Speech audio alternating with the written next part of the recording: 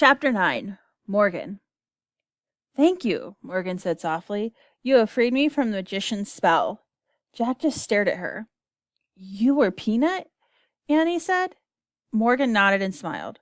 Really? You were with us all the time, Jack said. On all our missions? Morgan nodded again. Why did we have to go on the mission to find a mouse? Said Jack, if you were always with us. To break the spell, we had to be on the moon, Morgan said. You could have broken it the minute we arrived. Oh, that's what Peanut, you were trying to say, said Annie. We didn't have to leave the moon base at all. Morgan nodded, smiling. But the moon man came along to help us, said Annie. He drew a constellation of a mouse. Is he a friend of yours? Morgan shrugged. Let's just say we had a little talk. He stopped by the moon base while you were out. The same way you had a talk with that ninja master, right? Said Jack. And the monkey and the sorcerer. Morgan nodded.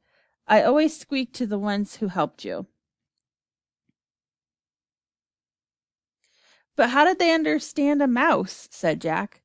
Morgan smiled again. Certain ones who understand the language of little creatures, she said. I bet it was you who turned the pages of the book, said Annie, to show us where to go next. Morgan nodded. But who turned you into a mouse? Said Annie. Morgan frowned. A certain person who likes to play tricks on me, she said. His name is Merlin. Merlin, said Jack. The greatest magician who ever lived. Morgan sniffed. He's not that great. He doesn't even know I have 2 brave friends who help me. Us? Said Annie shyly. Morgan nodded. And I thank you both with all my heart. You're welcome, said Jack and Annie. Morgan handed Annie the Pennsylvania book. Are you ready to go home now? She asked. Yes, said Jack and Annie. Annie pointed to a picture of the Frog Creek woods. I wish we could go there, she said. The treehouse started to spin. It spun faster and faster and faster. Then everything was still.